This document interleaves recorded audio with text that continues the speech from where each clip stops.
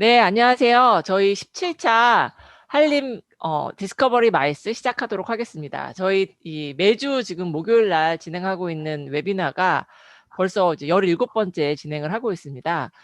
지난주에는 여기 이제 같이 계시는 최태영 사장님 인터컴 사옥에 가서 저희가 그 촬영을 했었어 갖고 너무 지금 이 시청하시는 분들의 기준을 너무 높여놓은 상황이어서 약간 좀 걱정스럽긴 하지만 오늘은 다시 원래 포맷으로 돌아와서 줌으로 진행을 해보도록 하겠습니다. 오늘은 이제 저희가 지난 월요일부터 방역 1단계로 완화가 되면서 전 시장이 다시 재오픈하는 그런 상황으로 전환이 됐습니다. 그래서 그런 부분에 있어서 전시산업이 이제 전시장이 다 클로즈 되어 있는 상황 속에 전혀 뭐 전시회를 할 수가 없다가 이제는 전시회를 할 수 있는 상황이 됐는데 앞으로 또 사실 방역 단계 수준이 어떻게 될지 누구도 모르는 상황인데 그러면 또 2단계, 2.5단계가 되면 다시 다 닫아야 되는 거냐 이런 부분에 대해서 조금 의견을 우리가 좀 모아봐야 되지 않을까 그런 차원에서 네 분을 모셨습니다. 우선 네 분은 제 화면에서 보이는 분들 순서대로 본인 소개하고 회사 소개 부탁드리도록 하겠습니다. 우선 정시현 대표님 먼저 부탁드리겠습니다. 안녕하세요. 한국산업마케팅연구원의 정시현 대표입니다. 저는 84년도에 대학원을 졸업하고 한국성서공본부에 입사를 해서 사내교육하고 신학교육을 하다가 저희 생산본부가 생산성 향상을 위한 OA와 FA, 국가 정책을 위반해서 진행을 하기 때문에 자동화 관련 전시회를 89년도에 코스 개최하게 돼서 전시회를 개최한 이후에 33년 동안 전시회에 몸담고 있습니다.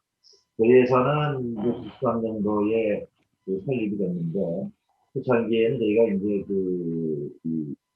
컨설턴트로서의 어떤 교육 프로그램을 운영하다가 생산본부에서 하던 전시회를 하면서 제가 전시회를 하게 됐는데 저희들은 자본주의 전시회와 소비 전시회가 믹서가 된 데서 전시회 하고 있습니다. 그래서 그, 산업 전시회는 종합기계, 신소재, 금융기계, 뭐 식품 산업 이런 게 있고 소비 전시회는 건축, 커피 관련된 전시회, 특별 전시회 저희가 건설 신기술 전시회가 있습니다. 그래서 1년에 한 8번 전시회를 저희가 전국 각지의 전시장에서 개최하고 있습니다. 네, 감사합니다. 다음에 김태칠 팀장님, 킨텍스에. 안녕하세요. 저는 킨텍스에 근무하는 김태칠입니다. 저는 제 첫 번째 직장은 코트라였고요. 코트라에서 13년 근무하고 이제 킨텍스가 코트라 자회사다 보니까 어떻게 해외 근무하고 들어올 때 킨텍스 발령을 받아가지고 있다 보니까 코트라 살펴내고 킨텍스에 와서 근무하고 있는데 킨텍스 근무한 지 벌써 한 16년 됐습니다. 킨텍스에 법인 설립 이전부터 근무했으니까 킨텍스는 제가 제일 오래 근무한 거고요.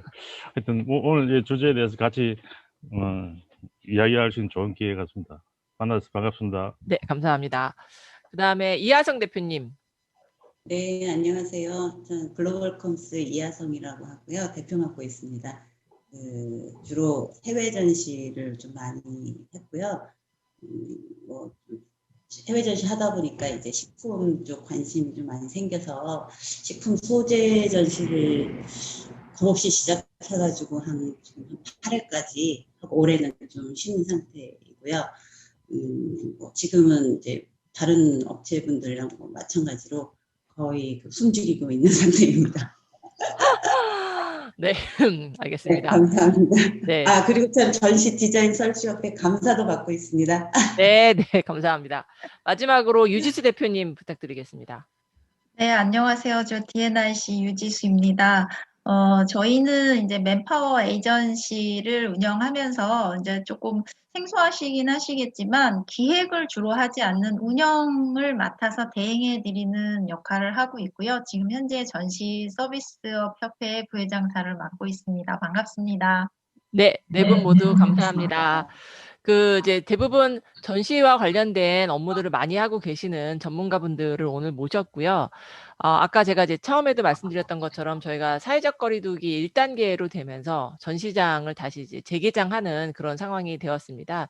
이 부분에 대해서 1단계 조정이라는 게 전시 산업에 어떤 의미를 주고 있다고 생각하시는지 우선 제가 생각하기에는 이 1번 질문과 두 번째 원래 저희가 드리려고 했던 재개장에 따른 전시산업계의 예상, 이 부분이 사실은 같은 이야기가 될 수도 있을 것 같은데 그 내용에 대해서 우선은 오늘 지금 발표해 주신 순서대로 다시 의견을 한번 여쭤보도록 하겠습니다. 1단계로 됐다. 우리가 완화되었는데 완화됐다라는 의미가 전시산업에 과연 또는 마이스 산업에 어떤 의미가 있다고 생각하시는지 정시현 대표님 먼저 좀 의견 부탁드리겠습니다.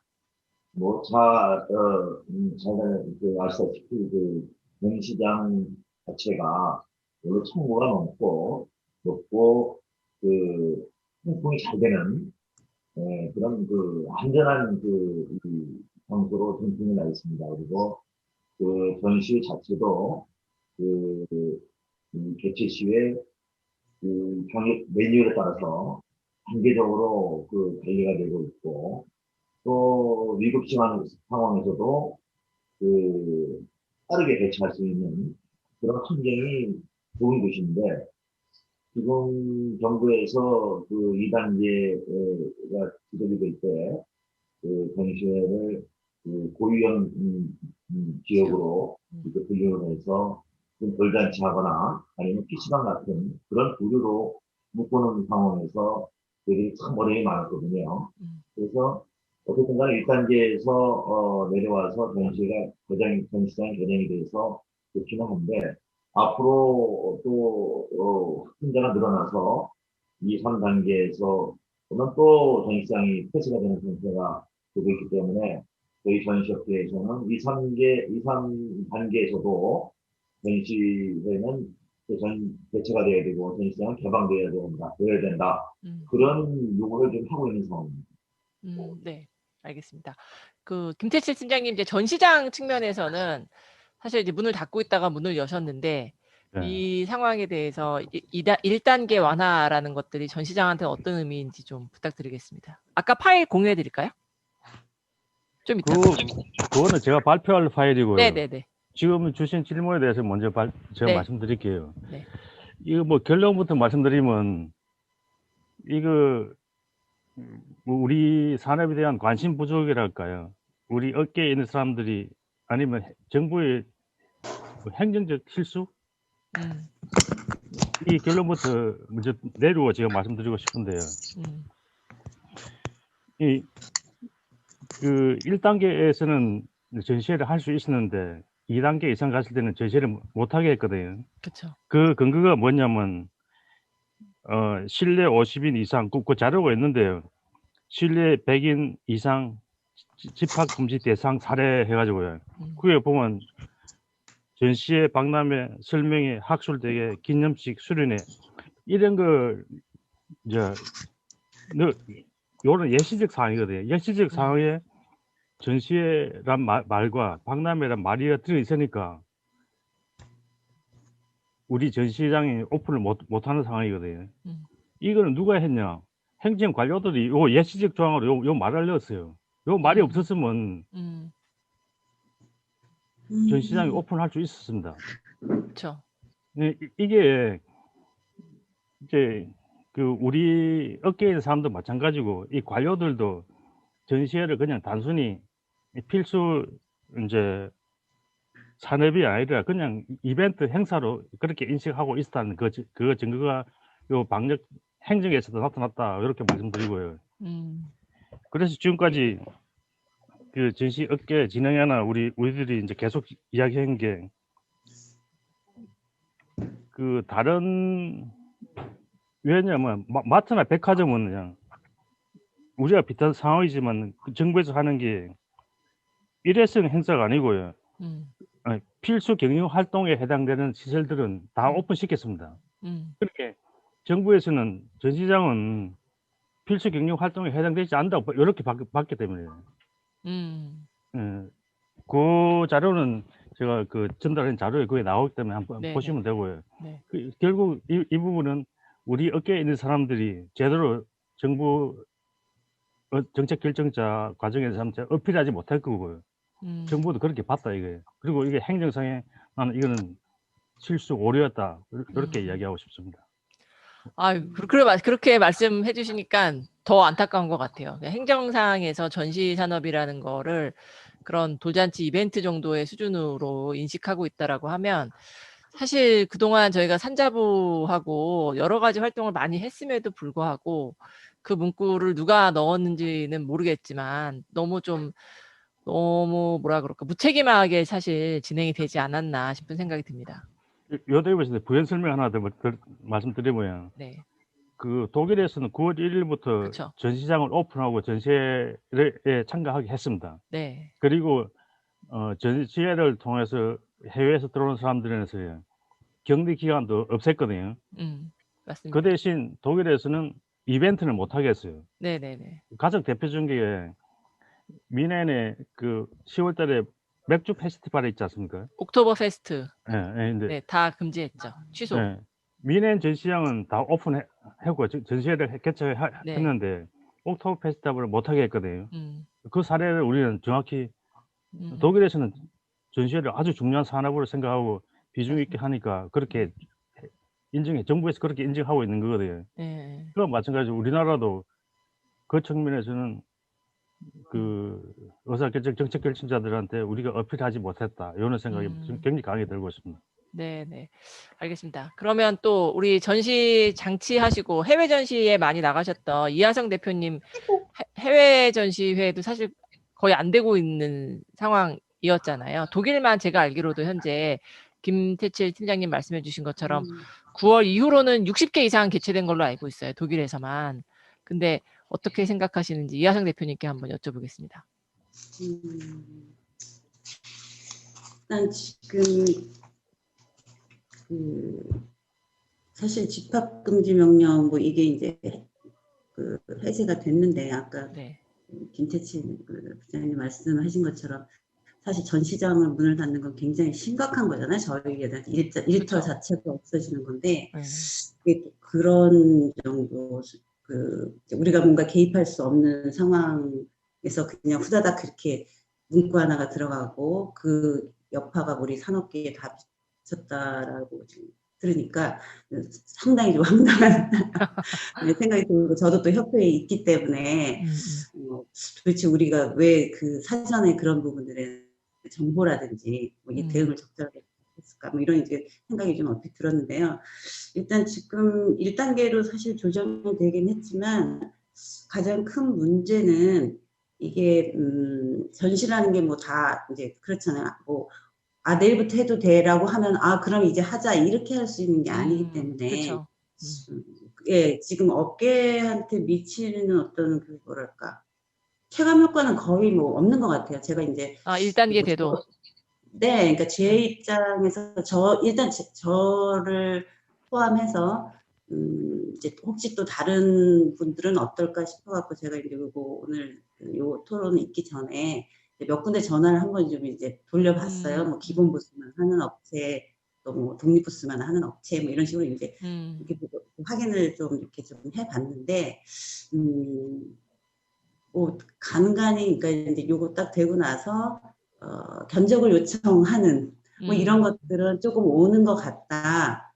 그리고 이제 10월 중순 또 뭐 11월에 있을 것 같은 뭐 카페쇼 같은 경우라든지 이런 부분에 있어서는 그 얘기들이 오고 가고 뭐 이러긴 하는데 이게 문제는 이제 안정성의 문제인 거죠. 지금은 그렇다고 해도 이게 이제 그 앞에 이제 어떤 학습 효과인 것 같은데 갑자기 또 상황이 달라져가지고 문제가 이제 전시가 또 다시 안 된다 뭐 이런 문제가 생기면 그걸 어떻게 이제 해결할 수 있는 방법들이 이제 없는 거예요. 그동안의 경험상으로 봤을 때 뭐 정부하고 하는 행사라고 모르지만 그나마 거기는 뭔가 그래도 절차들이 조금이라도 있는데 사기업들하고 하는 부분은 그렇지가 않으니까 그래서 그런 그 불안감들을 그냥 이제 갖고 있는 여전히 네, 그래서 뭐 크게 차이는 없다 뭐 이렇게 생각을 하고요. 저는 그 사업의 어떤 안정성이라는 게 보장이 되지 않으면 사실은 그 사업은 지속 가능성이 사실 없는 사업이잖아요. 그쵸. 사업 영역 자체가. 그래서 어쨌든 그동안 이걸 경험을 했기 때문에 어떤 지금 시기는 뭔가 우리가 그 근본적인 어떤 근본적인 대응책을 우리 업계가, 이 산업계가 마련해야 되는 시점이 아닌가.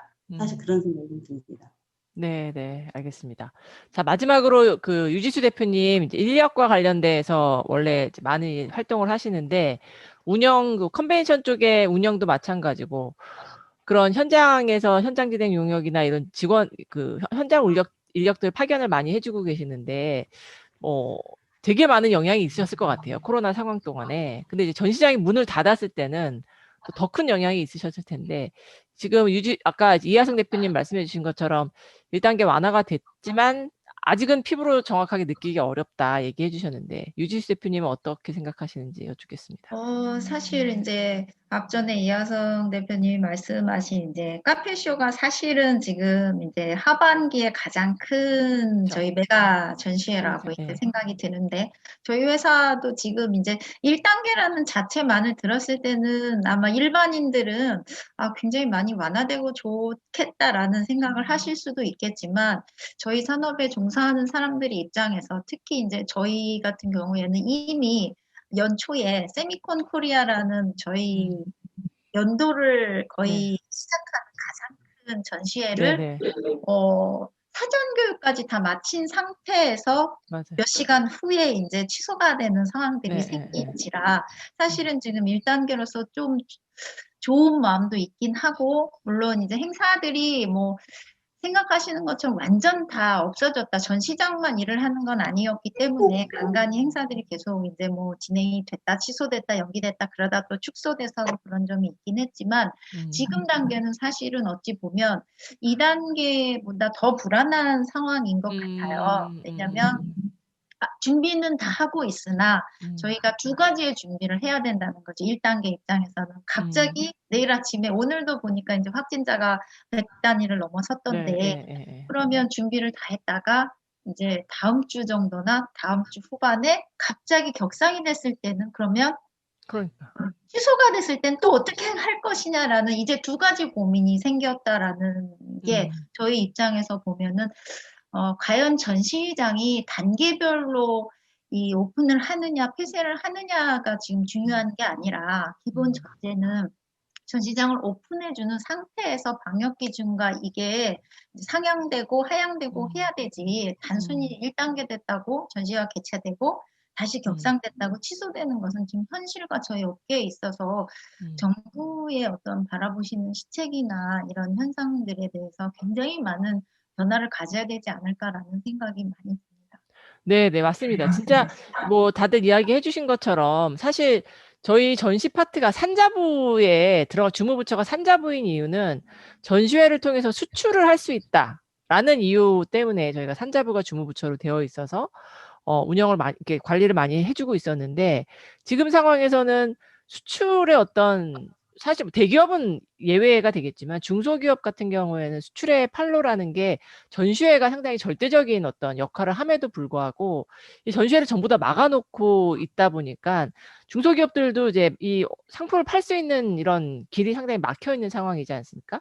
근데 지금 이제 아까 뭐 김태칠 팀장님 말씀해 주신 것처럼 행정 관료들이 이제 너무 오해가 있어서 이렇게 된 것 같다 얘기해 주셨는데 저희가 향후에 그러면 이게 이제 방역의 단계는 누구도 지금 예측할 수 없는 건데 이게 바뀐다라고 할 때도 그럼에도 불구하고 전시장이 계속 오픈해야 된다라는 것들을 강력하게 어필하려고 하면 어떤 것들이 필요할까라고 생각하시는지 재개장을 하였지만 그러면 지금 주최자들 같은 경우에 올 하반기에 원래 예정했던 행사들은 실제 할 거라고 예상하시는지 아니면 지금 뭐 유지수 대표님이나 이렇게 말씀해 주신 것처럼 이게 뭐 방역이 어떻게 될지 모르기 때문에 자칫 우리가 뭐 지난번에 베페라든지 MBC 건축박람회처럼 오픈하려고 다 준비했다가 갑자기 또 뭐 모두가 와갖고 뭐 공무원이 와서 다 문 닫으라고 이러고 다 내쫓고 뭐 이러면 이건 향후의 전시회의 이미지에도 또 정말 큰 타격이기 때문에 그런 부분에서 민간 전시 주최자들은 어떻게 생각하고 계시는지, 전시장의 입장에서도 사실 지금 매출이라는 게 아마 거의 뭐 올해 매출 거의 없는 상황이실 것 같은데, 그냥 그러면 향후에 2단계 되면 또 문 닫아야겠다 뭐 이렇게 그냥 생각하시는지, 그런 의견들을 좀 한번 여쭤보도록 하겠습니다. 정시현 대표님께 다시 한번 여쭤볼까요? 네, 지금 현재 한국 전시산업의 생태계가 완전히 무너져가는 그런 기로에 지금 서 있는 거거든요. 지금 전반기만 8월달까지만 하더라도 352개의 전시회가 취소가 됐고, 네. 또 관련된 연관 산업의 종사자들이 지금 5만 명 정도가 실직 상태에 지금 들어 있고, 1조 2천억 정도의 이런 피해가 발생된 상황에서 이 단계가 더 내년 예측하기는 뭐 내년 초까지 코로나 여파가 있다고 국내적인 전문가들이 예측을 하고 있는데, 그때까지 이 상태가 유지가 된다고 한다면 과연 지금 이 피해센터에 있는 전시산업 자체가 어디까지 할 것인가라고 버틸 하는데 수 있느냐. 네. 생각한 그런 편이 있거든요. 그래서 지금 그 일본이나 지금 중국이나 독일, 우리 이제 김 박사님도 평가하고 그렇습니다만은 지금 이런 다중 유형 시설에서 전시장을 기회를 시켰거든요. 우리도 어쨌든 간에 또 이 100년 단위가 확진 환자가 계속적으로 이어진다고 해서 2단계로 가서 전시장이 또 이 폐쇄가 되는 직전으로 지금까지 간다면, 지금 또 겨우 지금 이번 주부터 전시회가 지금 전시회 개장돼서 전시회 개최를 하고 있는데, 과연 이 대표나 지금 MBC 건축박람회 같이 그런 상태가 또 안 오리라는 보장이 없거든요. 그렇죠. 그래서 지금 준비하고 있는 저희들로서도 굉장히 어려움에 지금 봉착돼 있고, 저희 회사 같은 경우에도 지금 10월달에 열 전시회가 4건이 지금 잡혀 있었는데, 지금 3건은 취소하고 지금 1건만 축소해서 지금 준비를 하고 지금 마음을 돌리고 있는데, 이런 어떤 간절한 마음들이 지금 우리 전시장 인프라 확충시켜 놓고 전시회가 주는 어떤 순기능에 대해서 항상 강조해 오신 정치기관자들이 어느 만큼 이 상황을 인식하고 있는지에 대해서 한번 좀 배워보고, 어쨌든 간에 이런 지금 살아난 이런 기운을 어쨌든 간에 이어져 가기를 굉장히 좀 바라고 있고요. 또 호소하고 싶습니다. 네, 알겠습니다. 김태칠 팀장님 혹시? 저는 전시장을 폐쇄해서는 안 된다고 당연히 저희 밥거리니까 그렇게 생각하고요. 그 문제를 해결하는 방법에서는 우리끼리 모여서는 이게 답이 나오는 건 아닌 것 같고요. 결국 정책적 판단에 따라 우리가 이제 열고 폐쇄하든지 열든지 하게 되는데, 그 정책적 판단을 하는 사람한테 강력하게 어필할 수 있도록 그런 조치를 우리 업계나 학계나 같이 해야 된다고 생각하고요. 최근 이야기를 말씀드릴게요. 이제 우리 킨텍스 새로운 사장이 오시는데, 이화영 사장이 오시는데, 그분이 이제 옛날 국회의원 출신이니까 지금 현재 국회의원들하고 다 친분이 많은데, 자기가 이제 지금의 여당이니까 산자 의원들 몇 분하고 통화해 보니까 산자 의원들 중에 전시 사람이 관심 있는 사람이 거의 없더래요. 이게 뭔지도 모르고. 그만큼 우리 전시 사람이 정치권에 있는 사람들한테 별 의미 없게 지금까지 크게 비중 있는 사람으로 비춰지지 않았다 이거예요. 우리끼리는 이렇게 아우성 치는 거는 중요하죠. 우리끼리 공유하고 이제 그 중요한 알맹이를 찾아가지고 정치권에 전달하는 게 중요한데, 우리 의견을 결집해가지고 일단 정치권, 정책 결정자한테 전달하도록 하고요. 그 과정에서 우리 언론을 잘 활용해야 되겠다 그런 생각 같고요. 코로나 킨텍스 같은 경우는 딱 그 저 5월에 5월 때 2단계로 갈 때 그 동아전람이 예. 아침 10시 오픈했다가 12시 반에 폐쇄했거든요. 2시간 맞아요. 반 네. 개정했는데 네네. 그 오픈을 했다고요. 언론들이 얼마나 음. 비판적인 기사를 많이 나오는지 아십니까? 어, 절대 언론이 우호적이 아니었습니다. 음, 음. 예. 그 부분은 어떻게 생각하면 참가 업체들 중에도 사실 이렇게 민원을 넣는 업체가 엄청 많다고 또 얘기는 하더라고요.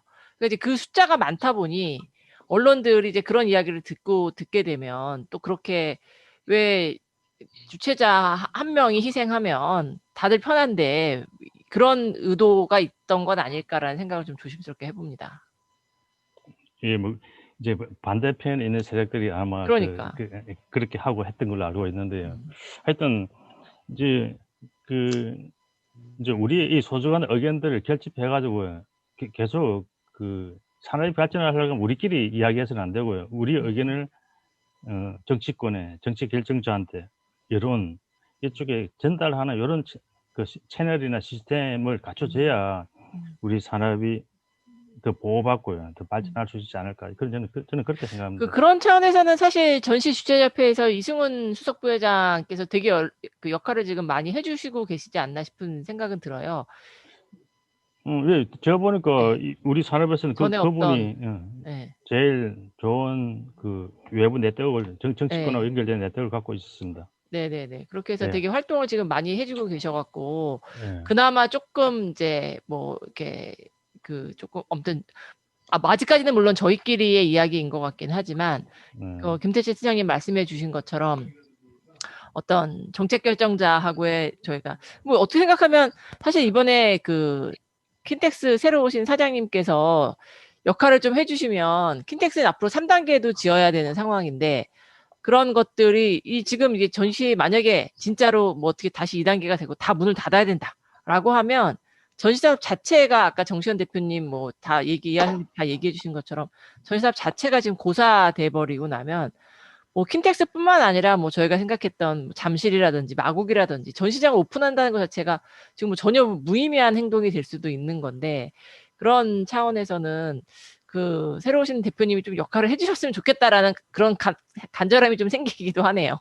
뭐 충분히 그런 역할을 할 수 있을 것 같고요. 뭐 그거는 저희 사장님 와서가지고 뭐 국회 쪽을 많이 이제 의원들 접촉하고 있었고요. 행정적으로 저도 하나 말씀드리면 지금은 이제 이 사태가 있다 보니까 전시장이 이렇게 폐쇄하는 대상이 되어 있는데 보다 이제 보건당국 쪽에서도요. 좀 디테일하게 예. 뭐 2단계 가더라도 좀 더 요까지 이렇게 단계화 해가지고 이제 요런 사태에서도 코로나 사태에서도 대응할 수 있는 그런 정부 쪽에서 행정 매뉴얼도 필요하겠다. 자기들도 그런 필요성을 느끼고 있거든.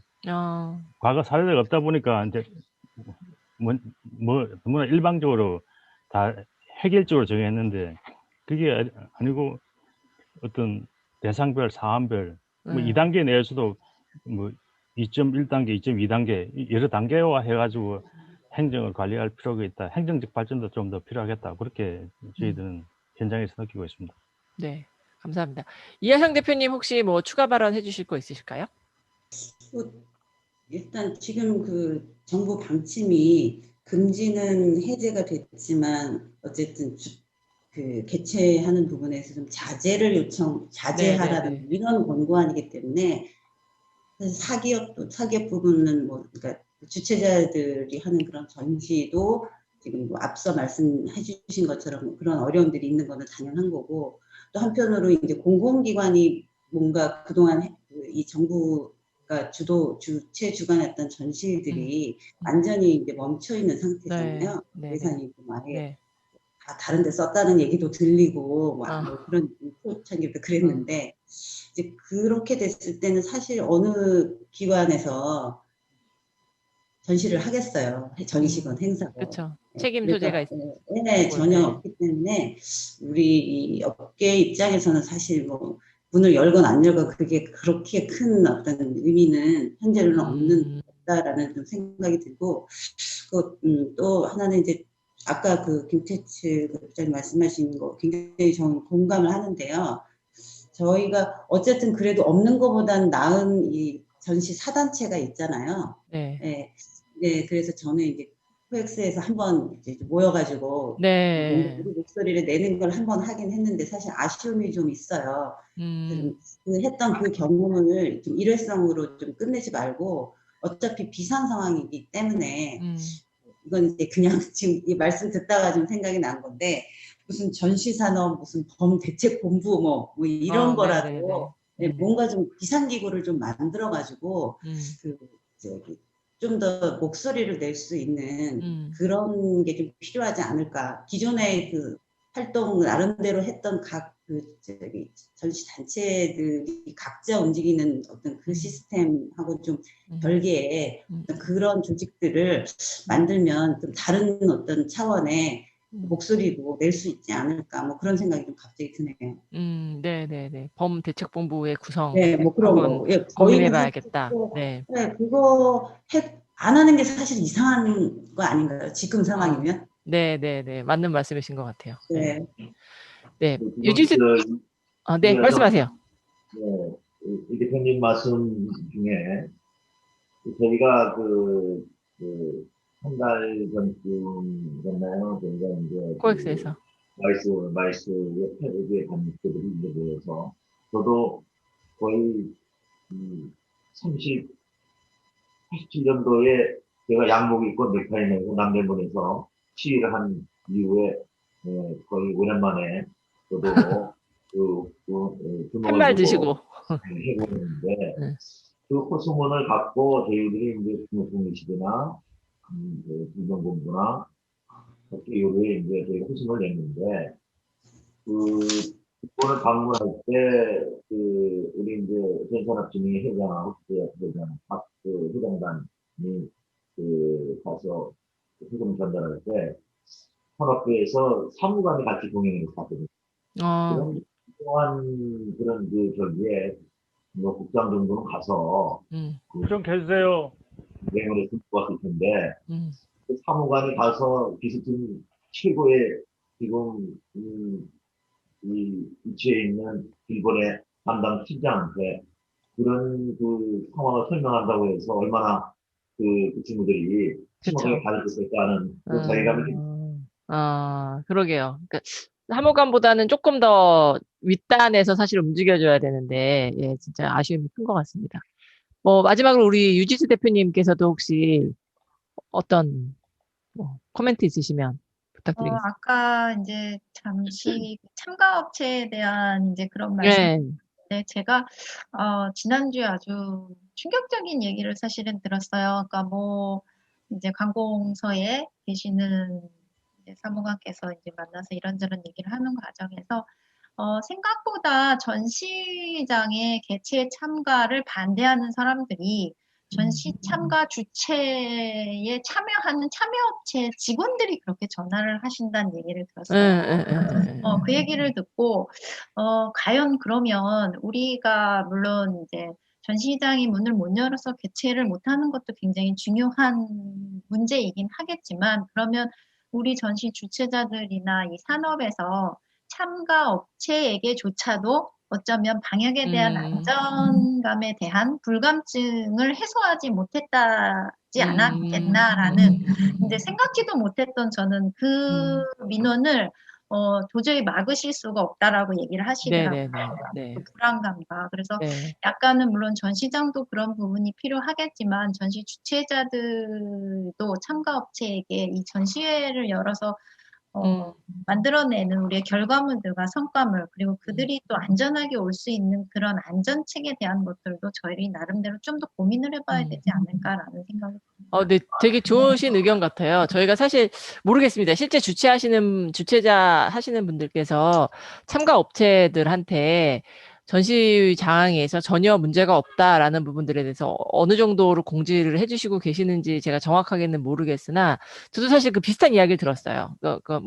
그 민원이 정말 쏟아져 나온다 할 정도로 너무나 많기 때문에 제가 그런 얘기를 했거든요. 아니 강남구 너무하지 않냐 막 그런 얘기를 이제 막 서울시에다 대고 얘기했더니 서울시 공무원이 근데 사실 이게 민원이 너무 많아서 공무원들이 대처를 하지 못할 정도다라고 이야기를 하시더라고요. 그 말을 들으니까 또 역지사지를 하면 또 이게 또 다른 상황이 될 수도 있겠구나라는 생각이 저도 들어서 야 이렇게 생각하면 참 또 이건 어떻게 해결을 해야 될까 뭐 이런 생각을 좀 했던 적이 있습니다. 김태칠 팀장님이 이 부분에 뭐 의견이 있으신 것 같아요. 아니 결국은 우리 어깨에 있었네요. 그러니까요. 예. 내부의 적이 있었네요. 예, 그 참가 업체들 사이에서 그렇게 나오다 예. 보니까 예. 그 사람들을 이제 여기 와서 니네가 이만큼의 성과를 내지 않냐. 이게 없어지면 너네들한테도 되게 큰 피해. 뭐 그걸 떠나서 우선 전시장에 와서 이게 다 마스크를 쓰고 있고 어차피 회사 있어도 마스크 쓰고 있는 거 답답한 건 똑같은 상황이고 전시장에 온다고 무슨 걸릴 만한 확률이 뭐가 더 생기는 게 아니라 어떻게 생각하면 회사보다 안전하거든요. 전시장은 매해 방역을 계속 하고 있고 아무나 회사 건물에 들어오는 것보다 다 일일이 스크리닝을 해갖고 들어오는 그런 상황임에도 불구하고 그런 부분들을 참가 업체들한테도 진짜 어필을 좀 유지수 대표님께서 되게 좋은 포인트를 짚어주신 것 같습니다. 그런데 이런 얘기를 거기- 좀 같이 공유하고 싶은데, 네. 글로벌 전시회가 개최되지 않는 거는, 대형 글로벌 전시회가 개최되지 않는 원인은, 외국인 못 들어오니까. 그렇죠. 참가 기업들이 비지트가 없는 전시회에 많은 돈을 네. 들여서 전시회를 네, 왜 네. 나가야 되느냐. 네. 그런 의견이 독일의 이제 글로벌 전시회들은 그 산업단체 협회들이 그러면 올해는 하지 말자. 내년에 연기하자. 그렇게 해가지고 독일의 글로벌 전시회는 개최되지 않은 걸로 네. 저도 좀 듣고 있거든요. 그렇지만 뭐 지역에서 하는 내셔널, B2C 중심, B2C 전시회는 도메스틱 전시회는 뭐 세계적으로 지금 다 개최되고 있는 상황이거든요. 네, 맞습니다. 그래서 하여튼 뭐 그리고 심지어 사실 제가 듣기로는 B2C 전시회들 같은 경우에는 물론 비지터가 줄었죠. 많이 3분의 1로 줄긴 했지만 비지터의 퀄리티가 훨씬 좋다는 거예요. 그러니까 옛날에 그냥 전시장이 뭐 무료도 있고 입장료가 워낙 싸니까 그냥 막 들어왔던 사람들은 이젠 다 안 들어오고 실제 이거에 관심 있는 사람들만 들어온다라고 하잖아요. 그래서 오히려 참가업체들의 만족도는 되게 많이 올라갔다라는 이야기를 제가 사실 여러 번 들었어요. 여러 전시회를 통해서. 근데 이제 그런 이야기들을 사실 전시회에 아직 올해 참가하지 않은 업체 입장에서는 막연한 두려움이 있을 수 있죠. 내가 작년에 참가했었는데 또 그렇게 많은 사람들이 왔다 갔다 하면 혹시 나도? 뭐 이런 생각도 할 수도 있을 것 같고 또 그 참가업체 대표 같은 경우에는 쟤를 저기 보냈다가 제가 만약에 뭐 걸리면 그 다음에 우리 회사 셧다운 해야 되고 막 이런 거 생각하면 머리가 복잡해질 테니까.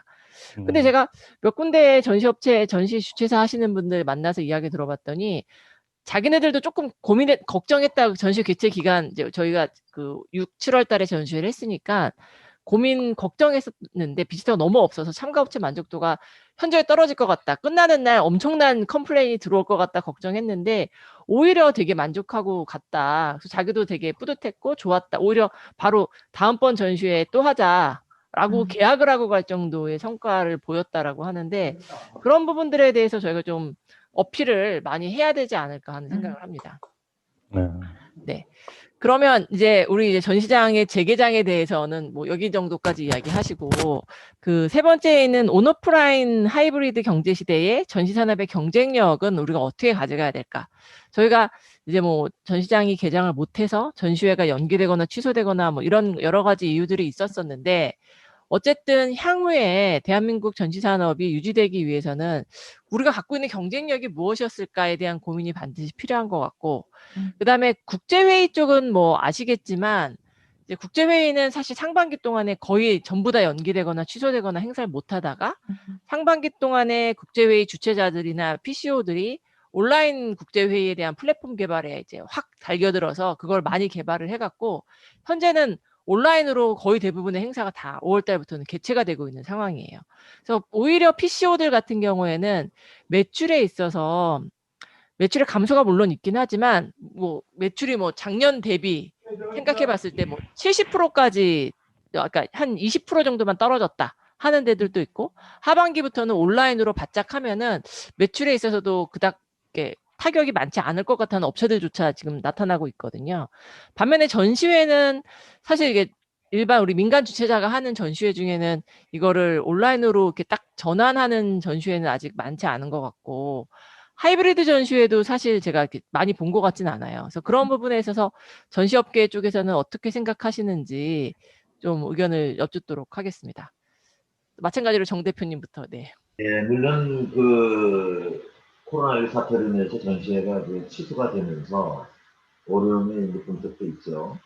그런데 이제 그 보완책으로 이제 온라인 전시회가 많이 대두가 되고 있습니다. 그리고 과연 온라인 전시회가 그 오프라인 전시회의 보완이냐 아니면 추후에는 그야말로 그 온라인 전시회로 다 대체가 돼서 그게 주류로 형성할 것이냐는 어떤 그 예측은 하기 어렵습니다만은 하여튼 그 현재 입장에서는 오프라인 상에서 오프라인 전시회를 할 때 그 온라인 테크놀로지를 가미한 뭐 하이브리드 전시회는 분명히 그 형성이 될 것 같고요. 그래도 그쪽에 관심이 굉장히 많습니다. 다만 그 온라인 상에서 전시회를 그 진행을 할 때 그 온라인 상에 참가하는 참가업체나 그 입장객들, 관람객들이, 참관객들이 그 참가비나 아니면 입장료를 내는데 굉장히 좀 꺼려하고 주저하고 있거든요. 그러다 보니까 온라인 상에서 전시 주제가 어떤 그 수익을 내기가 상당히 어려운 부분이고 또 그 온라인 플랫폼을 유지하는 데 많은 비용이 들어가거든요. 그런 데서 그 오는 어떤 거리감 때문에 아주 확실하게 우리가 전시회를 기존 전시회를 온라인으로 전환하겠다라고 하는 그거는 상당히 좀 거리게 좀 진행이 되는 것 같고요.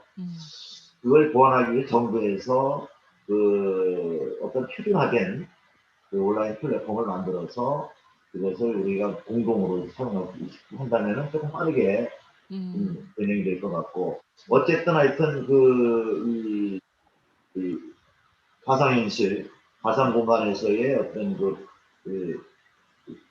비디오쇼는 앞으로 뭐 상당히 늘어날 것으로 뭐 다 그런 쪽에서는 그 얘기를 하고 있습니다. 네, 제가 어저께 사실 기사에 봤더니 CJ하고 네이버하고 CJ가 이제 그 서로 주식을 이렇게 같이 공유하면서 그 협력을 하는 걸로 그 기사에 났더라고요. 그래서 그걸 보면서 야, 네이버가 이제는 그 완전히 이 배송까지 다 가져갈 수 있는 상황이 됐구나라고 생각을 하면 네이버가 기존에 갖고 있던 온라인 쇼핑몰과 배송의 역할, 그 다음에 CJ가 갖고 있던 컨텐츠 부분까지도 뭐 지금 현재는 CJ의 컨텐츠 부분은 웹툰하고만 연결된다고 하지만 이제 그런 것들이 이제 이런 이제 대기업들, 플랫폼 기업들 간에 이렇게 M&A는 아니지만 협력 이런 구조가 생겨나기 시작하면 점점 더 전시회라는 부분에 있어서의 우리만의 어떤 경쟁력을 분명히 찾아서 이 거대한 플랫폼들과의 싸움에 왜냐하면 뭐 어떤 분도 얘기하셨던데 제가 생각하기에도 이 플랫폼 기업들이 결국은 전시회가 온라인화 됐을 때 비슷한 양상을 띌 수밖에 없기 때문에 결국은 경쟁 관계, 완전 직접 경쟁은 아니더라도 경쟁 관계가 형성될 수밖에 없는데 거기서 우리가 과연 버틸 수 있는 경쟁력이 무엇일까 이런 것들에 좀 고민이 많이 필요하지 않을까 싶은 생각을 해봤습니다. 김태칠 팀장님, 전시장 측면에서도 뭐 전시 주최자도 있지만 전시장 측면에서도 혹시 온라인이나 하이브리드와 관련된 전시회에 대해서 혹시 뭐 지원하신다거나 아니면 어떤 시설을 보완하신다거나 그런 부분이 있으실까요? 일단 킨텍스는 이제 여기에 코로나 발생하면서 그 화상회의실을 이제 별도 만들어 가지고 온라인 상담을 할 수 있도록 그렇게 하고 있고요. 뭐 그거는 해주고 교수님 이거 시간을 언제까지 하시는 거죠? 아까 7시 30분. 거기서 끝나는 거예요? 좀 있으면 끝나요. 예. 그러면 아까 내 준 자료 화면 그거 보고 전반적인 이용 사례 좀 말씀. 네네네네네네. 이거 하나 그거 공유했습니다. 보이시죠? 화면에 떴습니까? 네, 뜨고 있지 안 보이시나요? 네, 네, 떴습니다. 네. 김태채 네. 팀장님 안 보이세요? 깜짝. 저는 안 보이는데. 안 보이세요? 그럼 뭐 그 한글 이제 앞에 글로벌 화려한 전시산업 해갖고 떴습니다. 저는 제 파일에 있으니까 제 파일 보고 네네네네. 말씀드릴게요. 네. 네, 코로나 관련해 가지고 저 나름대로 그 이제 회사 내에서도 서로 자료를 공유하니까 제가 좀 몇 개 자료를 봤는데요. 지금 금년도에 아까도 제가 말씀드렸지만 도메스틱 쇼는 개최되지만 글로벌 전시회는 거의 제가 보니까 한 95% 이상 취소된 것 같아요. 네. 1월 달에 CES 개최 이후로 글로벌 전시회가 개최된 게 없거든요. 그런 상황이고요. 그 두 번째 이 자료를 보면 BSC라고 BSC 레포트에서 제가 이걸 봤는데요. 지금 이제 당분간은 그 전시 산업의 어떤 평가에 아니면 비교 기준이 2019년도가 될 것 같아요. 네, 그렇죠. 2019년도 대비 이제 전시회가 어떻게 될 것이냐, 그 자료가 나 있는데요. 이거 보면 중국 같은 경우는 중국은 올해가 작년 대비 65% 하락할 하락. 것이다. 네. 뭐 일본, 우리 한국은 70% 하락할 것이다. 네. 이제 우리가 생각하는 그 동아시아에서 그 전시회 선진국인 싱가포르나 홍콩은 자국 산업이 없으니까 전시회가 거의 전멸하듯이 됐거든요. 네. 그리고 이제 내년도는 대개 보면 뭐 40%에서 70% 중국이 회복력이 제일 빠르다고 이렇게 예측하고 있더라고요. 그런 상황이고요. 그 밑에 이제 전시산업진흥회에서 여기 이제 8월까지 만들었던 자료인데 이 내용을 한번 보시면 될 것 같고요. 뭐 2단계가 1단계가 2월달에 발행하면서 하반기를 많이 이제 연기했던 전시회도 취소한 게 굉장히 많거든요. 네. 가장 대표적인 이제 우리 킨텍스 우리나라 제일 큰 전시회 심토스가 원래 4월달인데 7월인가? 9월로 연기했어요. 네. 추석대로 연기했다가 아예 취소해버렸어요. 그렇죠. 네. 왜냐면 글로벌 전시회는 안 된다는 게 해외 기업들이 못 들어오고 해외 바이어들이 못 들어오는 이런 글로벌 전시회는 개최되지 않더라 이거예요. 지금 개최하는 전시회들도 좀 더 B2C 중심의 도메스틱 쇼. 네. B2B 전시회는 개최되더라도 2019년도 대비 한 3분의 1 규모. 대폭 축소돼서 개최된 것을 봤고요. 그 대신 이제 우리 킨텍스 상황을 좀 말씀드릴게요. 이제 나름대로 지금까지 영어 비밀 아니세요, 혹시? 뭐 이 정도는 비밀 아니. 네. 공개해도 될 거고요. 네. 우리 킨텍스 같은 경우는 그 코로나 발생하고 나서 매일 피해 상황을 점검하고 있어요. 각 부서 단위로 네. 그 자기 부서에 일어난 피해를 다 집계하고 있는데요. 이 매출 같은 경우 작년 절반도 안 되고요. 보시면 당기 순이익도 작년에 킨텍스 165 흑자를 냈었어요. 그런데 올해는 거의 뭐 한 280억, 300까지 접전할 상황이고요. 이 상황은 그 글로벌 전시장 어디나 거의 비슷한 상황인 것 같아요. 그렇죠. 거의 비슷한 상황인 것 같고요. 가동률도 보시면 작년에가 우리가 62%인데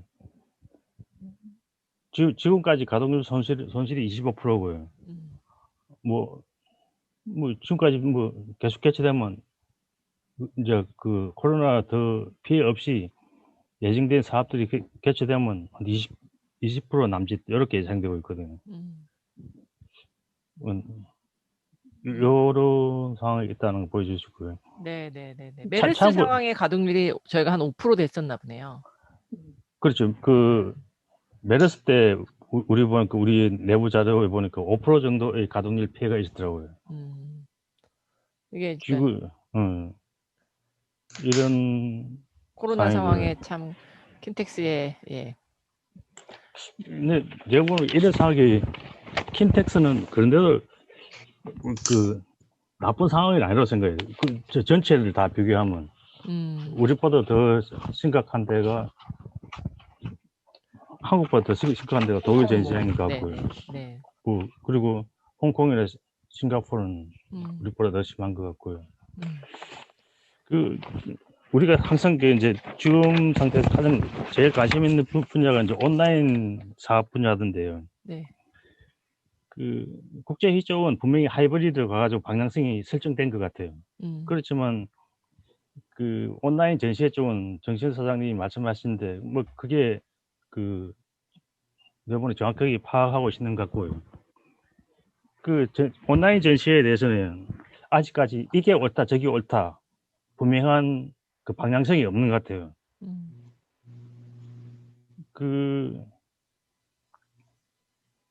분명히 온라인 플랫폼이 지금 그 대면 페이스 투 페이스 전시에 분명한 그 위험이 될 거다 그렇게 이야기하는 사람도 있는 거 보면요. 그 온라인 전시회는 코로나가 없어지면 이 온라인 전시회는 별거 아니다. 그냥 사라질 것이다. 이렇게 예측하는 사람도 있고요. 어느 게 옳다고 지금 상태에서는 분명하지 않은 것 같아요. 그렇지만 분명한 거는 이 코로나로 인해서 온라인 플랫폼에 대한 투자는 어디나 지금 굉장히 많이 하고 있고요. 그렇죠. 아까 전시영 사장님 그 정부가 공통된 플랫폼을 구성해서 해야 된다는 거예요. 그 정확한 지적이시고요. 제가 자료를 보니까 이미 중국에서는 그 중국 CCPIT가 네. 그 중국 IT 회사하고 공동으로 조인트 벤처를 만들어 가지고요. 네. 온라인 플랫폼을 개발하기 시작했대요. 개발한다고 조인트 벤처를 회사를 만들어 가지고 온라인 플랫폼을 비즈니스 개발한다고 돼 있고요. 뭐 이미 우리가 이제 캔턴페어에서 그런 텐센트가 네. 개입돼 가지고 플랫폼을 뭐 초기지만 개발했는데 그게 한 좋은 모델이 될 것 같다 되고요. 분명한 거는 이제 온라인이 내 문제점이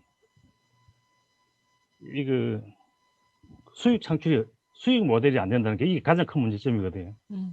레베뉴 창출이 매출 창출이 안 된다는 게 이게 가장 큰 문제점이고 주최자 입장에서는 이제 그것보다 더 크게 해결해야 될 것은 그 전시의 고객인 참가업체와 참관객의 만족도 이걸 어떻게 해결할 것이냐 온라인이 그에 대한 만족을 줄 것이냐 오프라인이 대체할 것이냐 이게 더 가장 근본적인 문제 같습니다. 이런 게에 대한 해결 답이 나오지 않은 상태에서 온라인 전시가 된다 안 된다 논하기에는 너무 성급하다 그렇지 않나 그런 생각을 저는 갖고 있습니다. 네, 감사합니다. 제가 중간 단계에서 한번 또 말씀드리면은 그동안 각 전시장에서 전시에 배치하지 않았던 이 ICT 신기술 업체들 뭐 3D라든가 AR, VR VR 또 홀로그램이나 인식 시스템이라든가 이런 어떤 ICT를 무장한 이 기업들이 전시회나 트레이드쇼의 성격이 반영된 온라인 전시회를 시장적으로 오픈해서 거기서 어떤 성과가 일어난다고 한다면 저희들 지금 우리 전시 주최자한테 상당히 경쟁적인 그런 우리 영역을 상당히 침해당하는 그런 올 수도 있다 그런 생각은 해봅니다.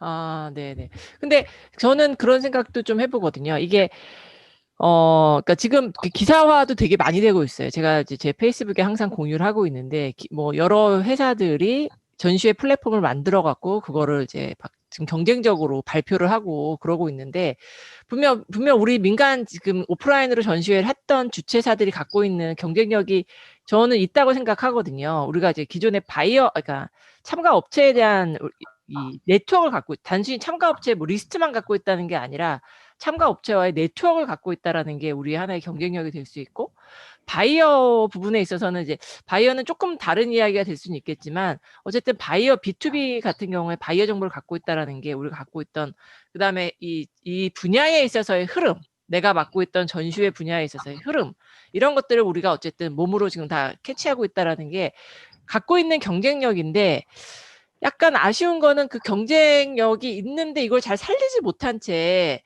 그렇게 되려면 이제 이 인하우스가 됐든 어디 외주 어떤 아웃소싱을 주든 IT 업체하고 머리를 맞대고 앉아서 전시회 플랫폼 그러니까 저도 그렇게 생각해요. 이 온라인 전시회로 대체될 수는 없다고 생각해요. 코로나가 끝나건 안 끝나건. 하지만 코로나가 끝나도 일부 부분은 이제 같이 갈 거라고 생각이 들거든요. 그러면 그 사람들을 위한 이 플랫폼에 대한 설계를 분명히 해야 되고 아까 이제 수익 모델도 이야기하셨는데 그것도 저희가 조금 머리를 짜면 분명히 수익 모델이 있을 것 같아요. 우리가 구독 경제라는 것도 있고 여러 지금 플랫폼들을 활용하는 수익 모델이 기존에 많았었기 때문에 그중에 이제 저희 전시회에 적용할 수 있는 모델을 찾아서 이제 또 전시회마다 다 다르긴 하겠지만 찾아내서 붙이면 될 수 있는 부분이 있는데 제가 뭐 외람되지만 지금 이렇게 돌아가는 국제회의와 전시회 산업을 보면서 국제회의 파트에 있는 업무하는 사람들은 되게 이렇게 학습하는 거에 익숙해져 있던 것 같아요. 항상 입찰을 해갖고 남의 행사를 갖고 왔었어야 되다 보니까 항상 그러니까 공부라기보다는 뭔가 여기를 배워야지 할 수 있었는데 전시회는 내 거를 그냥 갖고선 하다 보니까 학습에 있어서가 약간 좀 차이가 있었던 게 아닐까?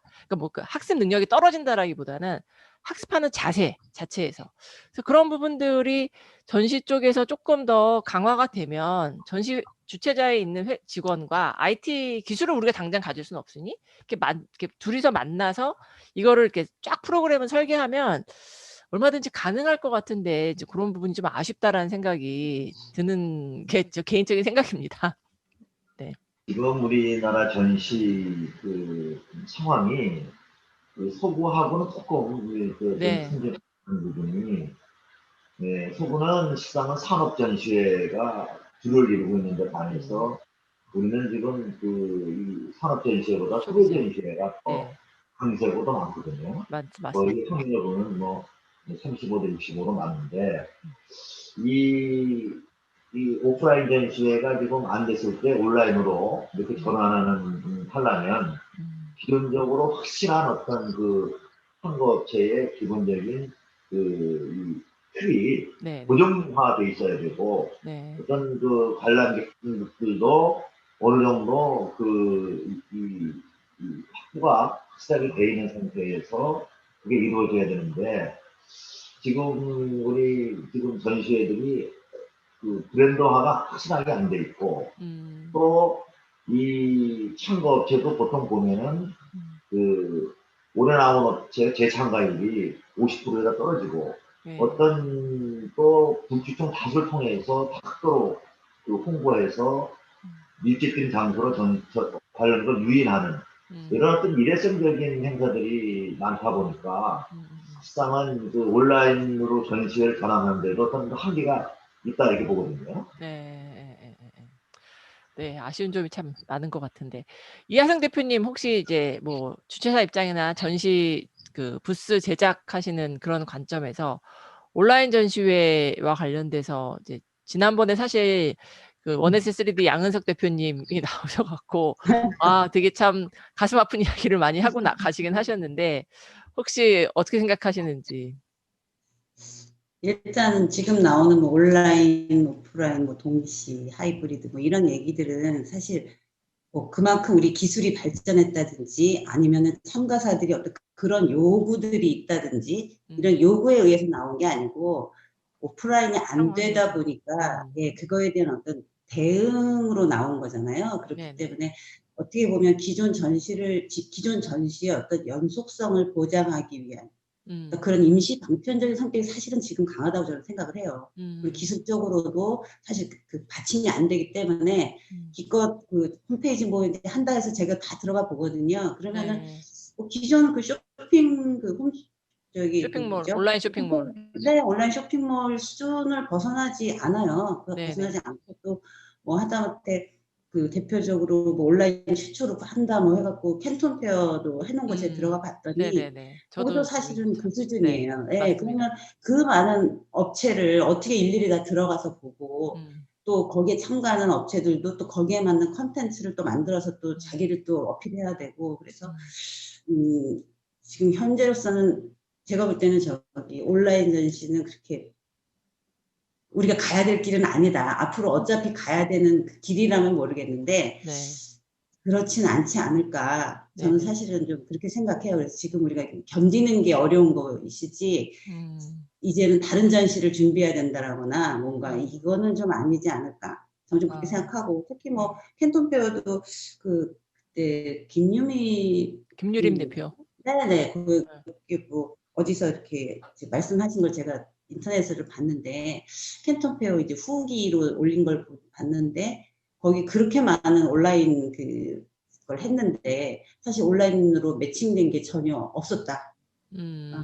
노 매칭이다 이래갖고 블룸버그인가 뭐 거기에서 기사를 대대적으로 다뤘다고 하더라고요. 그래서 그런 것처럼 사실 캔톤 페어도 지금은 이미 참가비 다 냈고 어쩔 수 없이 한다고 하니까 온라인으로 그냥 업체들이 그냥 어쩔 수 없이 끌려간 거지. 사실 만약에 지금과 같은 그 방식으로 똑같이 변함없이 앞으로도 그렇게 뭐 간다? 그럼 제가 참가사라도 그렇게 참가를 비용을 내고 할까? 네, 좀 그런 생각이 좀 듭니다. 그러면 이제 우선은 잘 견디면 다시 갈 수 있다. 네, 저는 그렇게 생각해요. 그렇게 생각하고 네. 계시는 거예요? 네, 근데 그걸 견디기 위한, 이 좀 시간이 별로 없으니까, 그걸 견디기 위해서 사실은 산학이 혹은 정부가 좀 도와줘야 되는 게 있겠죠. 지금 니네 알아서 버텨라기보다는. 그래서 저도 사실 고민을 많이, 뭐 방법이 없지 않나라는 생각도 했지만, 일단은 정책을 뭔가 기획을 하고 예산을 쓰고 하는 어떤 그런 곳에서 정부겠죠. 그쪽에 그 담당자들이나 그 정책 결정자들이 좀 사람을 중심에 놓는 정책을 좀 고민해야 되지 않겠냐. 그러니까 오프라인이 안 돼? 그러면 온라인으로 하니까 되네. 이렇게 하면 일단은 행사는 뭐 예산 잡혔으니까 뭐 어떻게라도 하고 제가 그냥 막 얘기하면 이제 그렇게 얘기 막 하는데 그것까지는 아니겠지만 어쨌든 그 산업에서 일하고 거기서 밥 벌어먹고 살았던 사람들이 있는 거잖아요. 그쵸. 그러면 이제 그 사람들을 배제하고 이거 안 되니까 다른 거 이렇게 된다면 그거는 어떻게 보면 너무 기술 편의주의적인 사람을 다 이제 없애버리는 그런 거라고 생각을 하고 그래서 기존의 오프라인을 유지하면서 어떤 그 방역 단계에 따라서 어떤 그 방식들을 좀 다르게 하는 이런 것들을 좀 고민하는 걸로 앞으로 좀 이 안들을 좀 잡아나갔으면 하는 게 바람입니다. 또 그런 목소리를 좀 내야 될 것 같아요. 다 온라인으로 가니까 느닷없이 이제 소프트웨어 뭐 예를 들면 IT 뭐 이쪽으로 이제 우리 일들이 다 그냥 막 넘어가 버리는 상황이죠.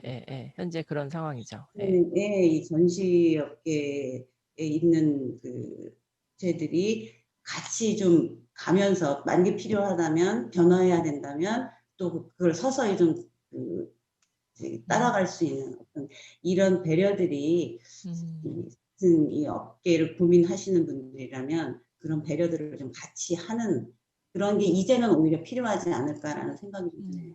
네. 자, 마지막으로 유지수 대표님께서는 사실 인력과 관련된 업을 하시기 때문에 온라인 전시회에 대해서 더 많이 어떻게 보면 타격이 있을 수도 있지 않나? 라는 이런 우려도 좀 하긴 하는데 대표님은 혹시 어떻게 보시는지?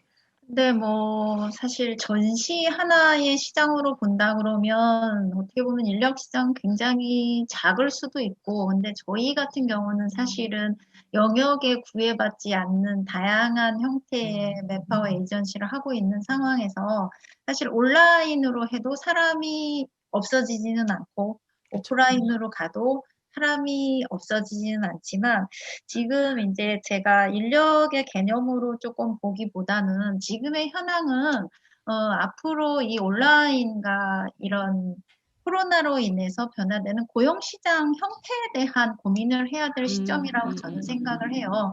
왜냐하면 지금 뭐 너도 나도 할 거 없이 사실은 업종을 조금씩 변경하셔서 어느 날 뭐 전혀 관련 없던 회사가 방역을 하겠다면서 저에게 전 시장에 방역을 할 수 있는 방법이 뭐냐라고 이야기를 하시고 또 화상회의 솔루션 같은 경우도 지금 이하성 대표님 말씀하셨지만 어느 날 너무 많은 업체들이 해서 처음에 나왔던 가격에 비하면 지금 점점 그 금액은 또 떨어지고 있는 상황이거든요.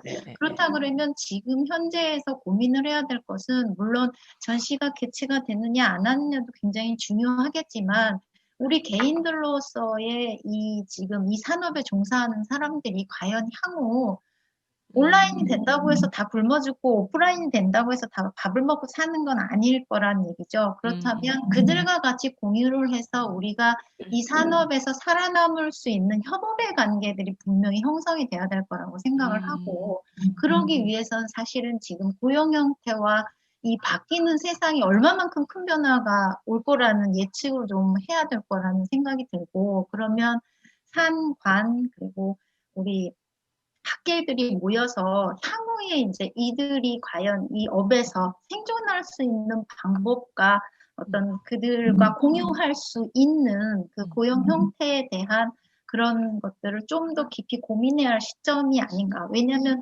온라인과 시스템 솔루션에 대한 건 지금 너무 많이 고민을 하고 사실은 저희 현업에 있던 사람들이 이것을 지금 당장 뭐 돈 들여서 뭐 해서 저도 지금 저희 회사 자체 내로 몇 년 동안 준비를 하고 있는 것들이 있지만 쉽지 않아요. 시간적인 거, 기술적인 거. 그렇다면 전문가들의 협업과 우리들 기존에 갖고 있는 경쟁력 있는 사람들의 협업과 이런 것들이 얼마만큼 잘 이루어지냐에 따라서 또 다른 시장이 열리지 않을까라는 생각이 듭니다.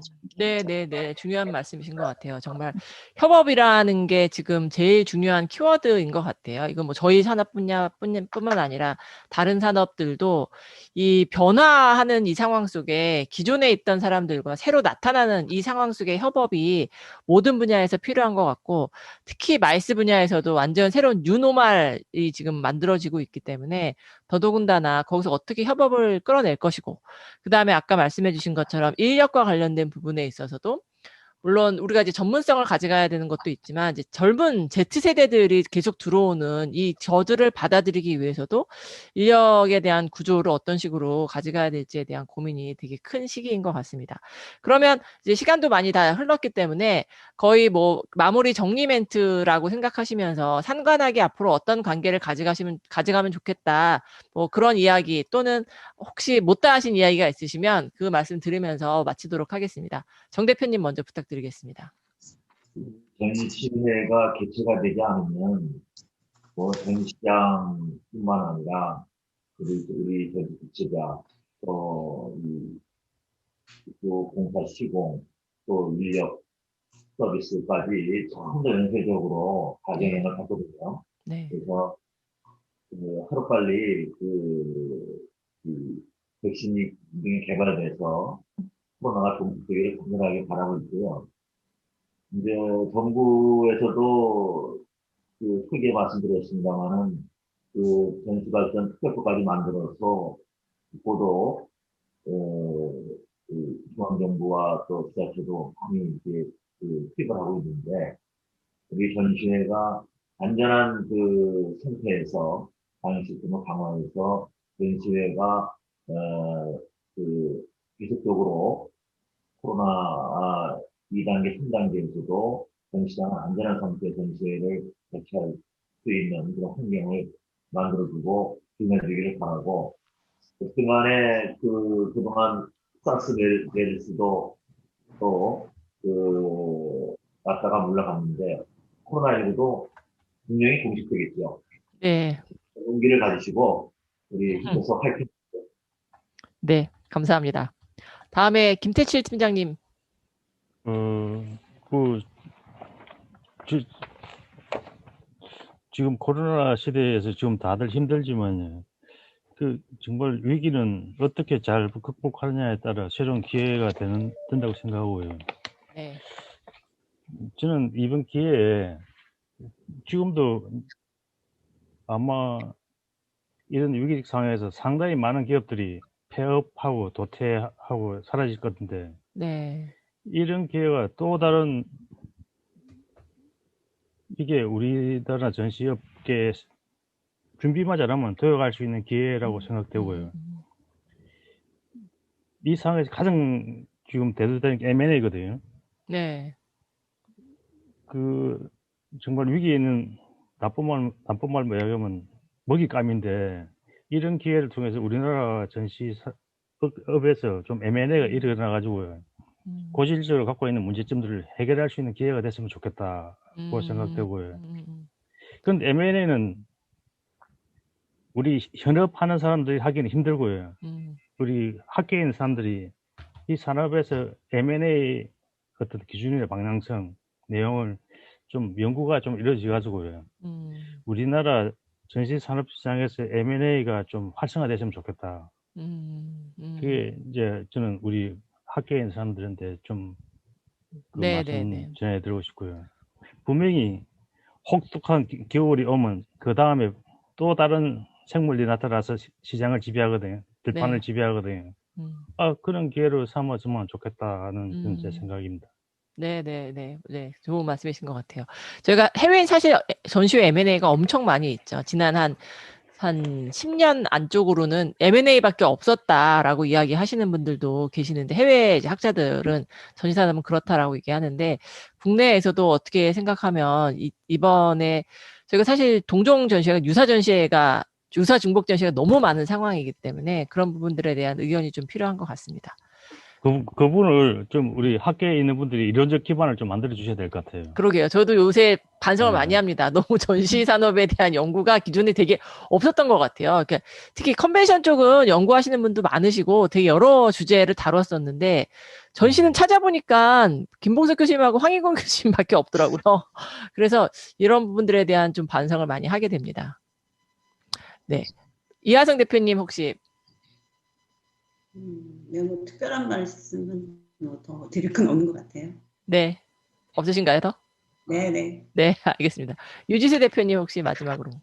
뭐 다들 말씀 똑같이 공감하고 있는 부분이라 생각을 하고 이제 다들 잘 버틴다가 요즘 인사인 것 같아요. 그래서 힘들지만 각자의 영역에서 좀 더 힘을 내셔서 같이 협업하면서 좋은 일들을 만들어 내실 수 있는 기회를 한림에서 만들어 주신다면 노력해 보겠습니다.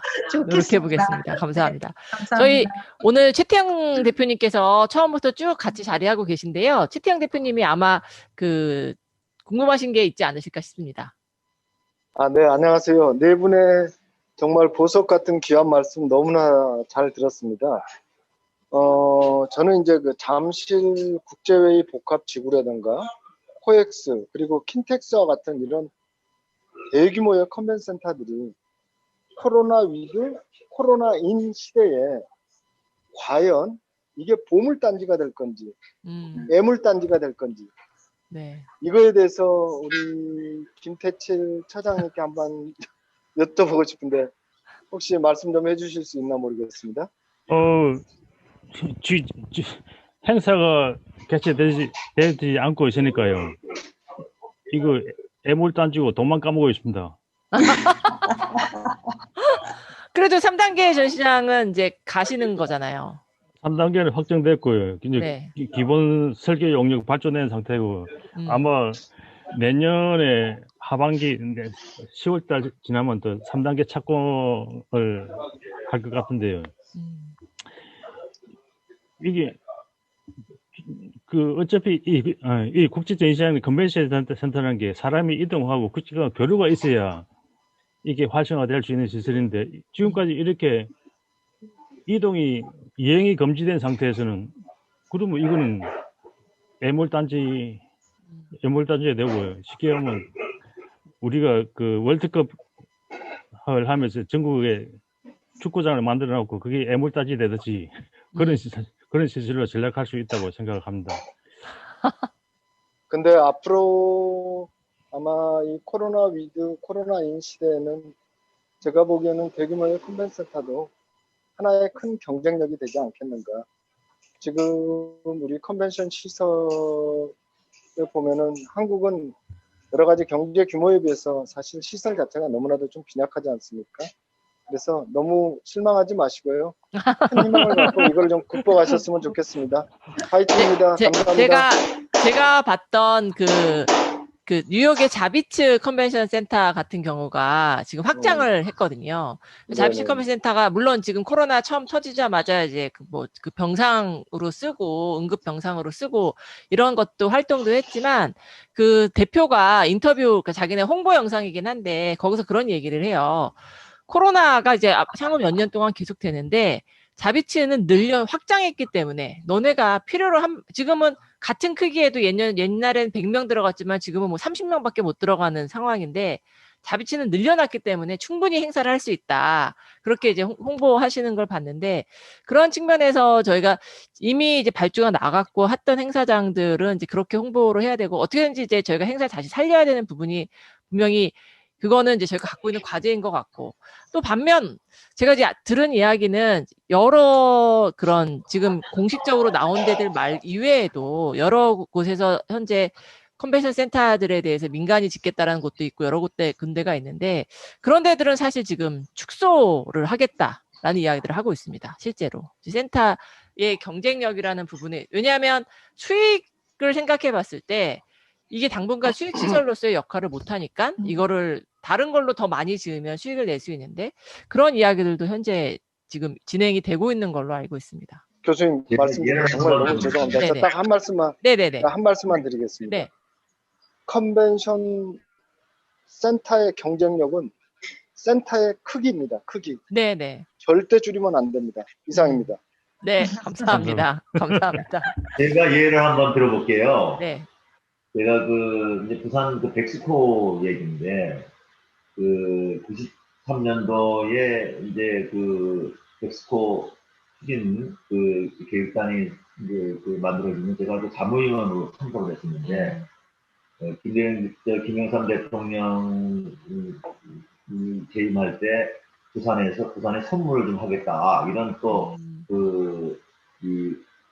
차원에서 얘기가 있어가지고 15,000스퀘어미터 규모로 네. 15,000평 규모로 전시장을 짓겠다고 하는 안이 발표가 됐어요. 그래서 제가 그 자리에서 지금 기존에 있는 980평짜리 전시장도 매일 활동을 가동을 못해가지고 바자회도 하고 펌핑 힘들게 전시회도 하고 운영하는데 이게 15,000평이 말이 되느냐. 이거는 품질이 안 맞는다. 여러 가지 인프라로 비교가 되는데 만일 이거를 제대로 활용 못하면은 대통령 취임 후에 상당히 문제가 될 수가 있다. 그런 얘기를 제가 한 적이 있었거든요. 물론 제 말 때문에 그게 8,000평으로 축소가 된 건 아닙니다만은 그 8,000평으로 전시장을 짓고 그 10년 후에 지금 증축을 했거든요. 그렇습니다. 네. 근데 제가 현재 들어가보면은 전시장이 증축이 되거나 이 신규로 건립이 되면은 시장은 공급에 맞춰서 수요가 발생이 되는구나 라고 하는 거를 제가 이 경험으로 느낀 적이 있거든요. 그래서 전시장 지금 짓는 게 우려가 많은데 또 잘 활용되지 않을까 그렇게 생각이 듭니다. 네, 맞는 말씀이십니다. 저희가 그런 이야기를 많이 하죠. 전시장이 공급이 수요를 창출한다라는 이야기를 현재까지 계속 많이 하고 있고 실제 또 그게 증명이 되고 있는 그게 현실이었던 것 같습니다. 자, 혹시 우리 여기 아마 황 교수님이 지금 나가셨나? 좀 전까지 계셨던 것 같은데. 황 교수님이 계셨었는데 지금은 나가셨나 보네요. 안 계신 것 같네요. 네, 그러면 오늘 네 분 말씀 너무 잘 들었고 최태영 선생님도 끝까지 같이 해주셔서 감사드리고요. 오늘 웨비나는 여기서 마치도록 하겠습니다. 수고하셨습니다. 감사합니다. 수고하셨습니다. 네, 감사합니다.